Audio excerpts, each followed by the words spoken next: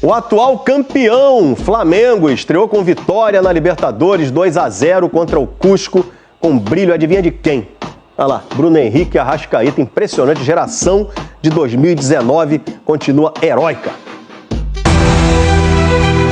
Eles são o retrato recente de um Flamengo tão vitorioso. Arrascaeta e Bruno Henrique. A vitória na estreia da Libertadores tem a cara desse Flamengo. Aconteceu no Peru, onde o time conquistou 2 títulos da competição nos últimos 6 anos e graças aos 2 remanescentes das últimas 3 conquistas continentais.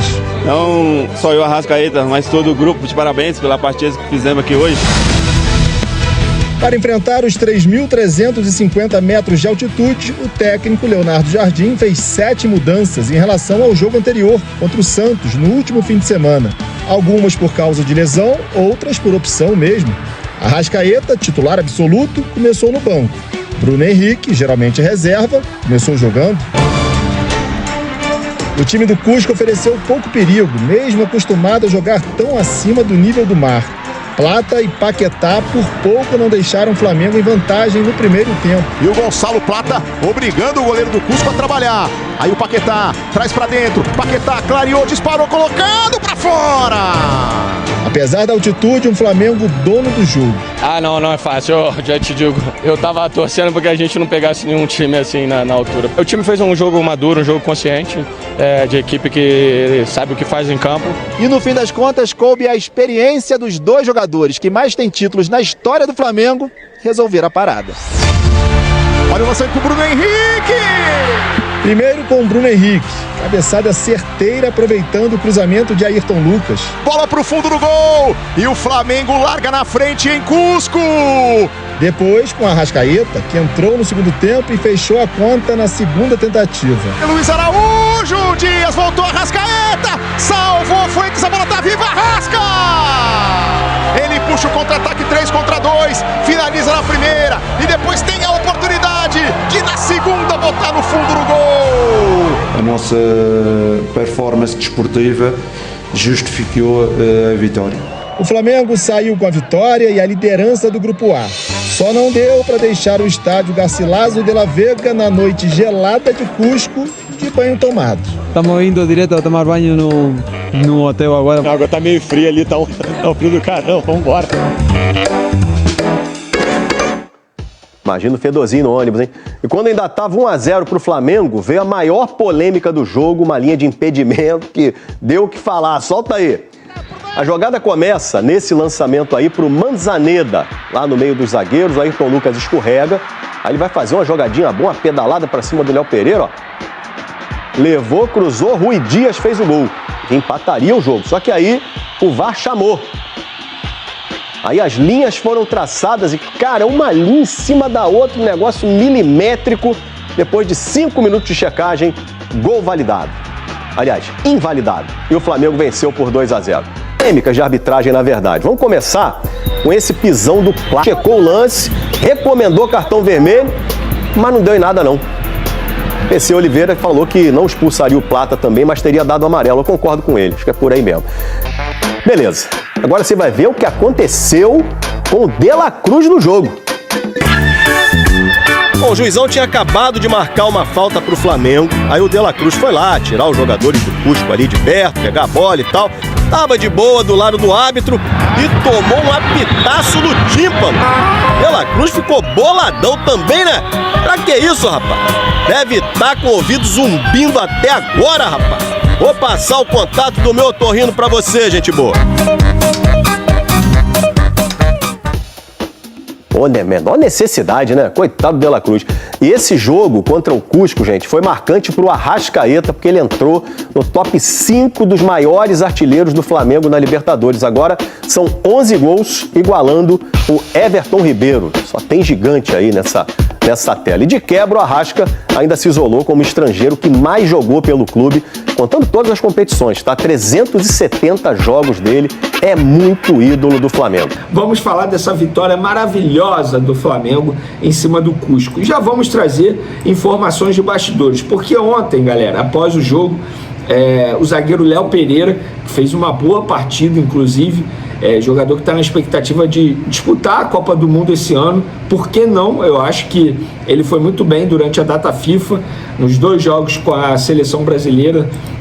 O Ancelotti gostou bastante, informação de bastidores, e ele, após o jogo, ele revelou que os jogadores utilizaram oxigênio no vestiário, e ele também elogiou demais a logística montada pelo Flamengo para esse duelo com o Cusco nessa altitude que é terrível, gente, terrível.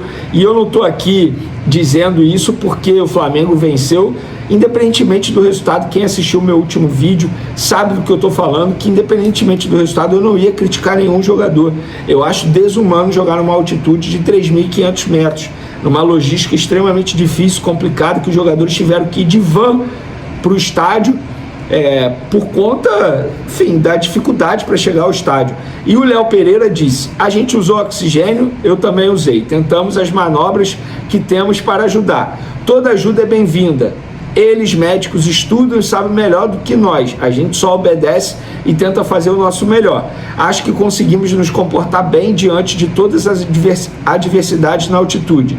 Estávamos bem concentrados e entramos sabendo o que tinha que fazer. Um jogo inteligente, porque a altitude pesa em determinados momentos do jogo, ainda mais se você ficar forçando muito a bola e quiser imprimir velocidade.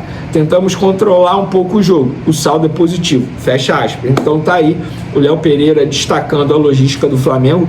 Tem que parabenizar o Gabriel Skinner, que é o responsável por essa logística, e a logística só foi montada porque o Gabriel Skinner, logo após o sorteio, assim que saiu o sorteio, ele foi direto para esse local, para ele montar toda a logística. Ele fez tudo em especial pensando nos melhores, pensando no melhor para os jogadores, inclusive o hotel, que o Flamengo ficou um hotel extremamente caro, mas também que tinha oxigênio ali nos quartos para minimizar o prejuízo da altitude. Então, parabéns ao Flamengo, e eu quero parabenizar também o Leonardo Jardim, porque a equipe que ele colocou em campo, eu não vou dizer poupando, mas preservando muitos titulares, pensando no duelo de sábado com o Fluminense, foi o melhor para a equipe também, para esse jogo contra o Cusco.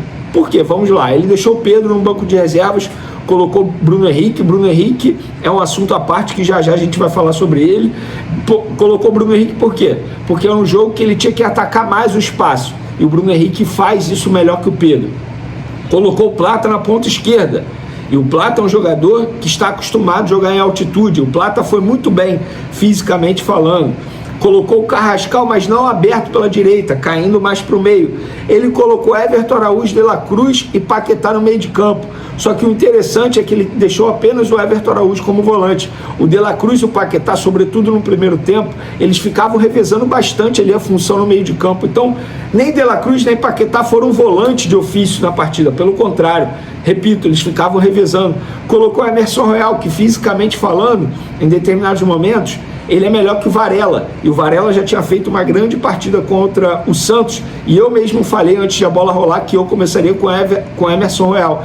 Na lateral esquerda ele só tinha o Ayrton Lucas, e aqui eu quero elogiar o Ayrton Lucas. Quando é para criticar eu critico bastante, mas agora eu vou fazer um elogio, porque ele foi bem na partida. Inclusive ele fez um ótimo cruzamento para o gol do Bruno Henrique. Ele colocou Danilo, e o Danilo foi muito bem na zaga, preservando o Léo Ortiz. No segundo tempo, quando ele coloca a cavalaria, o Arrascaeta sendo decisivo também, marcando um dos gols. Então o Leonardo Jardim, ele teve uma estratégia maravilhosa. Inclusive, na entrevista coletiva, ele disse algo que eu gostei bastante. E esse é o espírito de um treinador do Flamengo. Eu não estou fazendo nenhuma crítica ao anterior não, tá, gente? Antes que vocês pensem. Mas acho que o Leonardo Jardim, ele entendeu o que é comandar o Flamengo. Ele disse: nós somos o Flamengo. Temos que colocar em prática as nossas qualidades e as nossas forças. Mais importante do que pensar na altitude foi pensar no nosso jogo e em superar este difícil adversário. Inclusive a estratégia dele, ele não fez uma marcação muito alta, porque a todo momento, se ele fizesse a marcação alta, o que o Cusco ia fazer? Ia botar bola longa, e ia cansar demais o Flamengo na altitude. Então ele recuou mais o time, tentou ficar ao máximo com a bola, inclusive posse de bola foi praticamente a mesma. Então o Leonardo Jardim foi muito bem no plano de jogo dele, na estratégia montada, na escalação montada, e deu super certo nessa vitória por 2-0. Segundo o jornalista Antônio Carlos, Neymar tem interesse em jogar no Clube de Regatas do Flamengo, desejo que já manifestou em entrevistas ao falar sobre atuar no Maracanã com a torcida rubro-negra. O jogador acredita que a parceria pode ser positiva, já que ainda se vê capaz de contribuir em alto nível e enxerga o elenco como qualificado. O Flamengo avalia a possibilidade com cautela, principalmente pelo aspecto financeiro, estudando parcerias para viabilizar a contratação. Internamente, a ideia seria um contrato de 1 ano, com opção de renovação. Apesar do interesse, o negócio depende de fatores como alinhamento financeiro, decisão do jogador e um projeto esportivo atrativo. Agora eu quero saber a opinião de vocês. Neymar será um bom reforço? Sim ou não? Deixe sua opinião no comentário. Não esqueça de curtir o vídeo e inscreva-se no canal para não perder nada do Flamengo. Até a próxima e saudações rubro-negras!